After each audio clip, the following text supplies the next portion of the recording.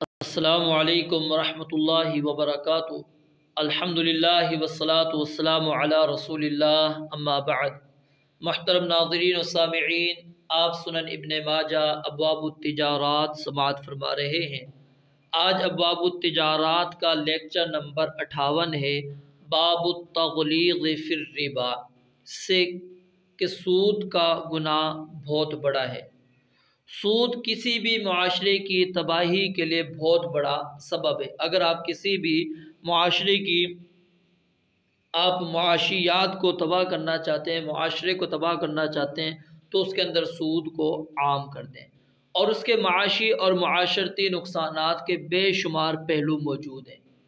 اسی لیے اس اکیلے گناہ کو 70 گناہوں کے برابر قرار دیا گیا ہے، اور جو گناہ 70 ہیں وہ بھی قسم قسم کے گناہ ہیں۔ اور زنا جو کہ کبیرہ گناہوں میں سے، اور اس کی شناعت قباحت ہر دور کے مہذب معاشروں میں مسلم رہی ہے۔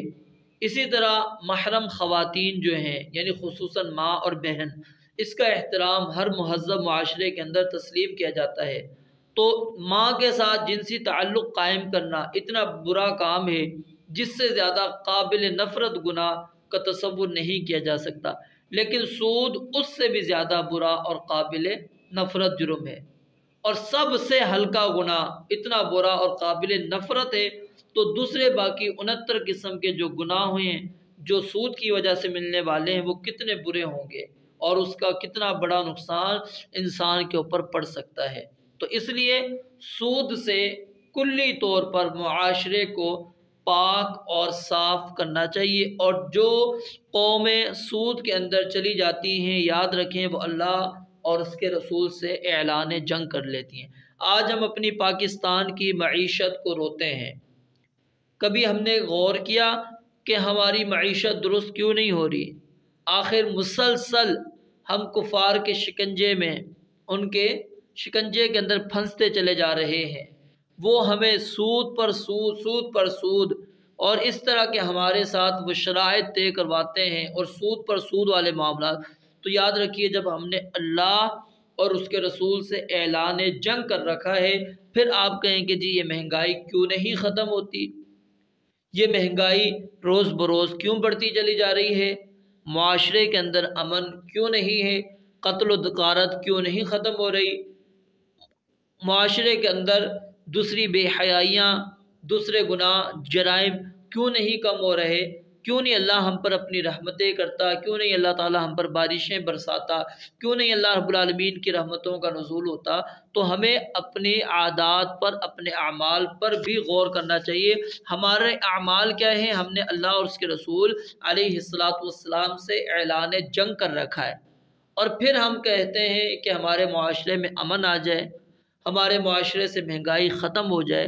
تو یہ اسی صورت میں ممکن ہوگا جب ہم اپنے آپ کو اس کفار کے شکنجے سے آزاد کروا لیں گے، اس کے پنجے سے آزاد ہو جائیں گے، اور خالص اسلامی نظام دنیا کے اندر، اپنے ملک کے اندر ہم قائم کر لیں گے، سودی معاملات کلی طور پر ہم ترک کر دیں، پھر دیکھیے کہ اللہ کی رحمتیں کیسے نازل ہوتی ہیں۔ اللہ تعالیٰ نے مومنوں سے وعدہ کر رکھا ہے کہ میں تمہاری مدد کروں گا، لیکن اگر مدد نہیں آتی تو اس کے اندر ہمیں اپنے اعمال پر غور کرنا چاہیے کہ شاید کہ ہمارے اندر کوئی ایسا جرم موجود ہوتا ہے، گناہ موجود ہوتا ہے کہ جس کی وجہ سے ہم پر اللہ رب العالمین کی رحمت نہیں ہو رہی ہوتی۔ ہمیں اپنے اعمال پر غور کرنا چاہیے۔ اور یہ حکومتی طور پر بھی یہ معاملات چل رہے ہیں سود کے، اور ہم اگر اپنے معاملات دیکھیں کاروباری لحاظ سے، تو جو جتنا ہے وہ بھی سود ہی کے معاملات کر رہا ہے۔ آپ اگر کوئی چیز خریدنے جاتے ہیں، اب آپ کے پاس پیسے نہیں ہیں، آپ نقد نہیں خرید سکتے، آپ قسطوں پر لے رہے ہیں۔ اب ہمارے ہاں کیا ہو رہا ہے، وہ قسطوں پر دے رہا ہے لیکن اس کے اوپر سود لے رہا ہے۔ آپ کو کہتے ہیں ٹھیک ہے موٹر سائیکل آپ لے جائیں، قیمت اس کی 50 ہے لیکن ہم آپ سے 70 لیں گے۔ بتائیے احسان بھی کوئی چیز ہوتی ہے یا نہیں؟ کسی مسلمان کے ساتھ نیکی کرنا بھی کوئی معاملہ ہے یا نہیں ہے؟ ہم نے ہر معاملہ، حکومت کو تو ہم ذمہ دار بناتے ہیں کہ جی وہ سیدھی معاملات کر رہے ہیں، وہ کر رہے ہیں، ہم بھی سودی معاملات کر رہے ہیں. یاد رکھیں سود یہ بہت بڑا جرم ہے، اور ان احادیث کے اندر آپ اندازہ لگا سکتے ہیں رسول اللہ صلی اللہ علیہ وسلم نے کتنے بڑے اس کو جرائم شمار کیا ہے. آئیے حدیث مبارکہ ہم پڑھتے ہیں. حدیث نمبر 2273. یہ روایت سند کے اعتبار سے ضعیف ہے، اور اس کے اندر ابو السلط راوی جو ہے وہ مجہول ہے. حدثنا ابو بکر بن ابی شیبہ حدثنا الحسن بن موسى عن حماد بن سلمة عن علي بن زيد عن ابي السلط عن ابي هريرة قال قال رسول الله صلى الله عليه وسلم اتيت ليلة اسري بي على قوم بطونهم كالبيوت فيها الحيات ترى من خارج بطونهم فقلت من هؤلاء يا جبرائيل قال هؤلاء اكلة الربا. ابو ہریرہ رضی اللہ تعالیٰ عنہ سے روایت ہے، نبی علیہ الصلوۃ والسلام نے فرمایا جس رات مجھے معراج ہوئی اس سفر کے دوران میں میرا گزر ایسے افراد کے پاس سے ہوا جن کے پیٹ مکانوں کی طرح بڑے بڑے تھے، ان پیٹوں میں سانپ بھرے ہوئے تھے جو ان کے پیٹوں کے باہر سے نظر آ رہے تھے. میں نے کہا جبریل یہ کون لوگ ہیں؟ جبرائیل امین علیہ الصلوۃ والسلام نے فرمایا یہ سود کھانے والے ہیں. حدیث نمبر 2274. حدثنا عبد الله بن سعيد حدثنا عبد الله بن ادریس عن ابي معشر عن سعيد المقبوري عن ابي هريرة رضي الله تعالى عنه قال قال رسول الله صلى الله عليه وسلم الربا 70 حوبا ايسرها ان ينكح الرجل امه. سیدنا ابو سعید خدری رضی اللہ تعالیٰ عنہ سے روایت ہے اور ابو ہریرہ رضی اللہ تعالیٰ عنہ سے روایت ہے کہ نبی علیہ الصلوۃ والسلام نے فرمایا سود کے 70 گناہ ہیں جن میں سب سے ہلکا گناہ اس قدر بڑا ہے جیسے کوئی شخص اپنی ماں سے نکاح کر لے. حدیث نمبر 2275. حدثنا عمرو بن علی الصیرفی ابو حفص حدثنا ابن ابی عدی عن شعبة عن زبید عن ابراہیم عن مسروق عن عبد الله عن النبي صلی اللہ علیہ وسلم قال الربا 73 بابا. عبداللہ بن مسعود رضی اللہ تعالیٰ عنہ سے روایت ہے کہ نبی علیہ الصلوۃ والسلام نے فرمایا سود کے 73 دروازے ہیں. اوپر کتنے پڑھے تھے ہم نے؟ سود کے 70 گناہ ہیں، اور یہاں پر 73 دروازوں کا ذکر، یعنی سود کی بہت ساری قسمیں ہیں. تو اس لیے لین دین کے اندر ہمیں احتیاط کرنی چاہیے بہت زیادہ، کہ کہیں ایسا نہ ہو کہ ہمارا وہ سود کا لین دین ہو جائے. اور علماء کرام کو بھی چاہیے کہ کاروبار کی موجودہ صورتوں کا شرعی جو تعلیمات کی روشنی میں جائزہ ہے وہ لے کر مسلمانوں کی رہنمائی کریں تاکہ وہ نادانستہ طور پر بھی سود خوری کا ارتکاب نہ کریں. حدیث نمبر 2276.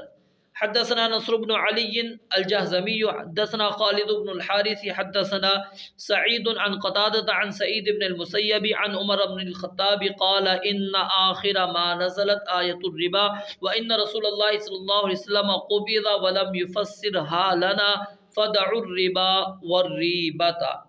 یہ روایت سند کے اعتبار سے ضعیف ہے، سند کے اعتبار سے ضعیف ہے، اور اس کو حافظ زبیر علیزی رحمہ اللہ نے ضعیف قرار دیا ہے.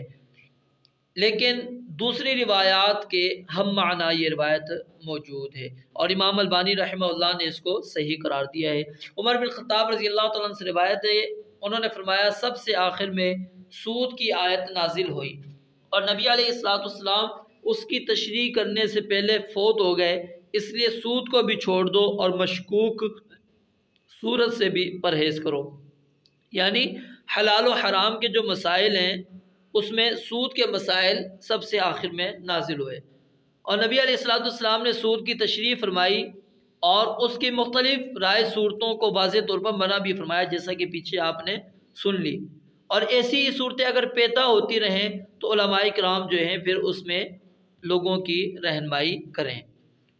حدثنا محمد بن بشار قال حدثنا محمد بن جعفر قال حدثنا شعبة قال حدثنا سماك بن حرب قال سمعت عبد الرحمن بن عبد الله يحدث عن عبد الله بن مسعود أن رسول الله صلى الله عليه وسلم لعن آكل الربا ومؤكله وشاهديه وكاتبه.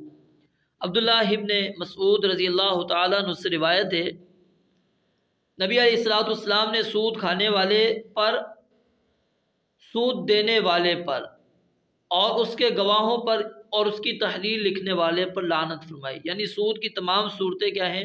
حرام ہے اور وہ لعنت کی مستحق ہیں۔ جس طرح سود لینا کبیرہ گناہ ہے، اسی طرح یاد رکھیں سود دینا بھی کبیرہ گناہ ہے۔ تو سود کی بنیاد پر قرض دینا یا قرض لینا یہ بھی حرام ہے، چاہے وہ سود بینکوں کے ذریعے سے لیا جائے یا کاروباری افراد سے لیا جائے۔ تو حرام کام میں کسی بھی لحاظ سے آپ کا تعاون ہوگا تو آپ اس کے ساتھ برابر کے گناہ میں شریک ہوں گے۔ اب کھانے والا اور کھلانے والا، ٹھیک ہے، دینے والا اور گواہ اور کاتب، سب کو نبی علیہ السلام نے برابر قرار دیا ہے۔